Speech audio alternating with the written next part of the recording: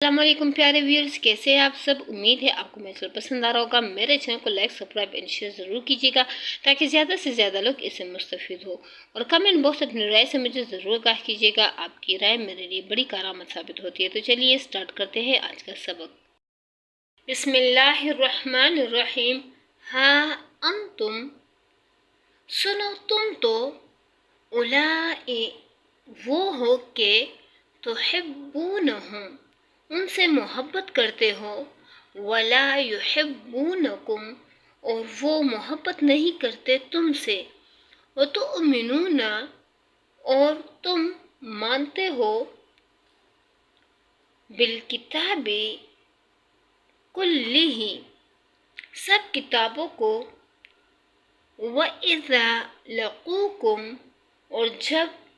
اور جب وہ ملتے ہیں تم سے، قالوا تو کہتے ہیں، آمنا ہم بھی ایمان لے آئے ہیں، وَإِذَا خَلَوْا اور جب وہ علیحدہ ہوتے ہیں، عَضُّوا تو کاٹتے ہیں، عَلَيْكُمْ تم پر، الْأَنَامِلَ اپنی انگلیاں، من الغیظ غصے کے مارے۔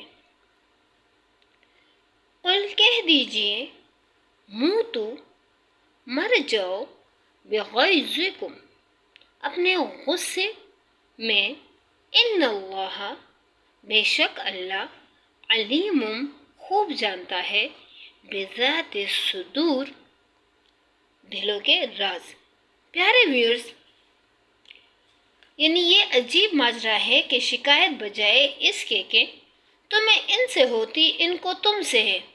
تم تو قرآن کے ساتھ توریت کو بھی مانتے ہو، اس لیے ان کو تم سے شکایت ہونے کی کوئی معقول وجہ نہیں ہو سکتی۔ البتہ شکایت اگر ہو سکتی تھی تو تمہیں ان سے ہو سکتی تھی، کیونکہ وہ قرآن کو نہیں مانتے تھے۔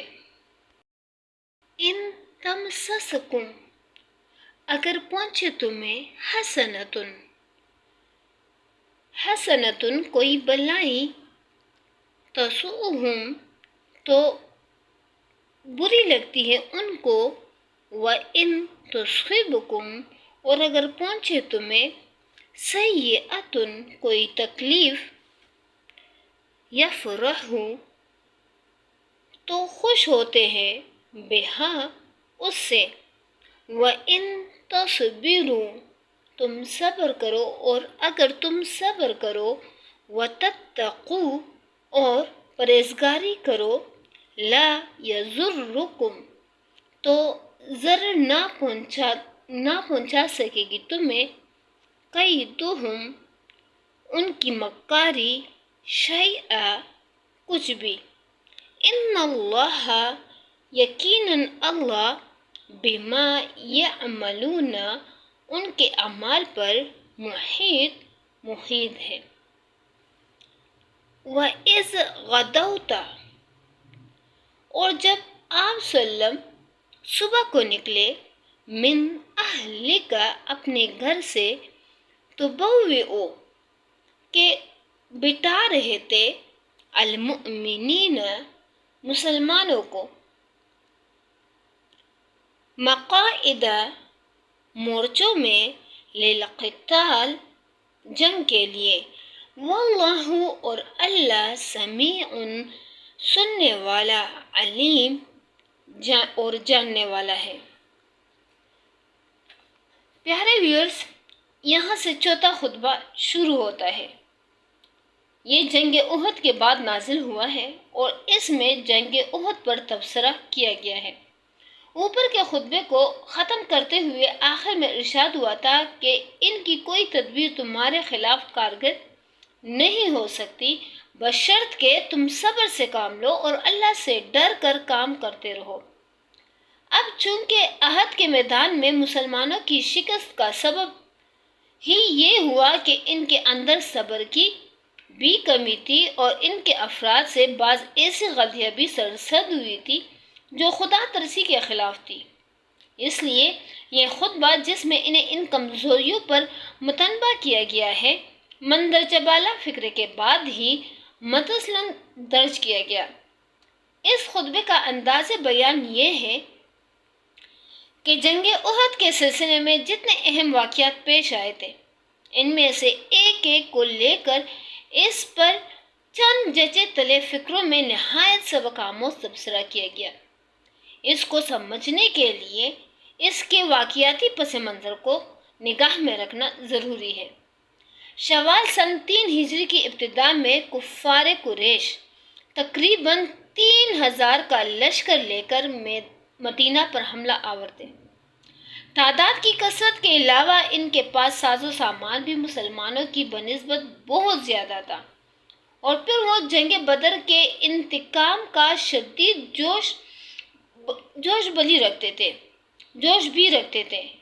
نبی صلی اللہ علیہ وآلہ وسلم اور تجربہ کار صحابہ کی رائے یہ تھی کہ مدینے میں محصور ہو کر مدافعت کی جائے، مگر چند نوجوانوں نے جو شہادت کے شوق سے بےتاب تھے اور جنہیں بدر کی جنگ میں شریک ہونے کا موقع نہ ملا تھا، باہر نکل کر لڑنے پر اصرار کیا۔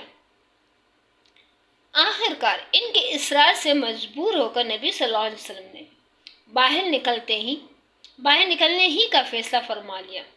1000 آدمی آپ صلی اللہ علیہ وسلم کے ساتھ نکلے، مگر مکہ میں شوط پر پہنچ کر عبداللہ ابن ابی اپنے 300 ساتھیوں کو لے کر الگ ہو گیا۔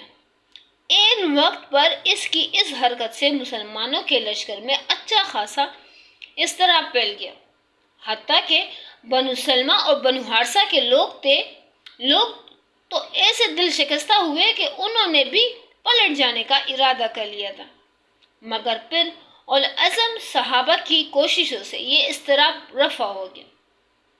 ان باقی ماندہ 700 آدمیوں کے ساتھ نبی صلی اللہ علیہ وآلہ وسلم آگے بڑھے اور احد کی پہاڑی کے دامن میں مدینے سے تقریباً 4 میل کے فاصلے پر اپنی فوج کو اس طرح صف آرا کیا کہ پہاڑ پشت پر تھا اور قریش کا لشکر سامنے۔ پہلو میں صرف ایک درہ ایسا تھا جس سے اچانک حملے کا خطرہ ہو سکتا تھا۔ وہاں آپ صلی اللہ علیہ وسلم نے عبداللہ بن جبیر کے زیر قیادت 50 تیر انداز بٹھا دیے اور ان کو تاکید کر دی کہ کسی کو ہمارے قریب نہ پٹکنے دینا، کسی حال میں یہاں سے نہ ہٹنا۔ اگر تم دیکھو کہ ہماری بوٹیاں پرندے نوچے لیے جاتے ہیں، تب بھی تم اس جگہ سے نہ ٹلنا۔ اس کے بعد جنگ شروع ہوئی۔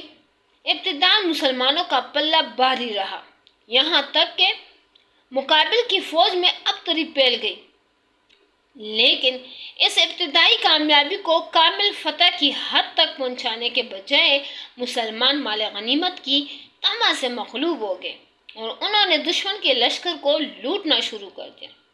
ادھر جن تیر اندازوں کو نبی صلی اللہ علیہ وسلم نے عقب کی حفاظت کے لیے بٹھایا تھا، انہوں نے جو دیکھا کہ دشمن بھاگ نکلا اور غنیمت لٹ رہی ہے، تو وہ بھی اپنی جگہ چھوڑ کر غنیمت کی طرف لگ گئے۔ حضرت عبداللہ بن جبیر نے ان کو نبی صلی اللہ علیہ وسلم کا تاکیدی حکم یاد دلا کر بہتر روکا، مگر چند آدمیوں کے سوا کوئی نہ ٹھہرا۔ اس موقع سے خالد بن ولید نے، جو اس وقت لشکر کفار کے رسالہ کی کمان کر رہے تھے، بروقت فائدہ اٹھایا اور پہاڑی کا چکر کاٹ کر پہلو کے درے سے حملہ کر دیا۔ عبداللہ بن جبیر نے، جن کے ساتھ صرف چند آدمی رہ گئے تھے، اس حملے کو روکنا چاہا، مگر مدافعت نہ کر سکے اور یہ سیلاب یکایک مسلمانوں پر ٹوٹ پڑا۔ دوسری طرف جو دشمن بھاگ گئے تھے، وہ بھی پلٹ کر حملے آور ہو گئے۔ اس طرح لڑائی کا پانسا ایک دم پلٹ گیا اور مسلمان اس غیر متوقع صورتحال سے اس قدر سراسیمہ ہوئے کہ ان کا ایک بڑا حصہ پراگندہ ہو کر بھاگ نکلا۔ تاہم چند بہادر سپاہی ابھی تک میدان میں ڈٹے ہوئے تھے۔ اتنے میں کہیں سے یہ افواہ اڑ گئی کہ نبی صلی اللہ علیہ وآلہ وسلم شہید ہو گئے۔ اس خبر نے صحابہ کے رہے سہے ہوش و حواس بھی گم کر دیے اور باقی ماندہ لوگ بھی ہمت ہار کر بیٹھ گئے۔ اس وقت نبی صلی اللہ علیہ وسلم کے گرد و پیش صرف 10-12 جانثار رہ گئے تھے اور آپ صلی اللہ علیہ وسلم خود زخمی ہو چکے تھے۔ شکست کی تکمیل میں کوئی کسر باقی نہ رہی تھی، لیکن عین وقت پر صحابہ کو معلوم ہو گیا کہ ان حسن صلی اللہ علیہ وآلہ وسلم زندہ ہے۔ چنانچہ وہ ہر طرف سے سمٹ کر آپ صلی اللہ علیہ وآلہ وسلم کے گرد جمع ہو گئے اور آپ صلی اللہ علیہ وآلہ وسلم کو باسلامت پہاڑی کی طرف لے گئے۔ اس موقع پر یہ ایک معمہ ہے کہ جو حل نہیں ہو سکا کہ وہ کیا چیز تھی جس نے کفار مکہ کو خود بخود واپس پھیر دیا۔ مسلمان اس قدر پراگندہ ہو چکے تھے کہ ان کا پھر مجمع کو باقاعدہ جنگ کرنا مشکل تھا۔ اگر کفار اپنی فتح کو کمال تک پہنچانے پر اصرار کرتے تو ان کی کامیابی جو تھی وہ بعید تھی، مگر نامعلوم کس طرح وہ آپ میدان چھوڑ کر واپس چلے گئے۔ تو انشاءاللہ پھر ملیں گے نئے سبق کے ساتھ۔ اپنی دعاؤں میں یاد رکھیے گا۔ اس وقت تک کے لیے اللہ حافظ۔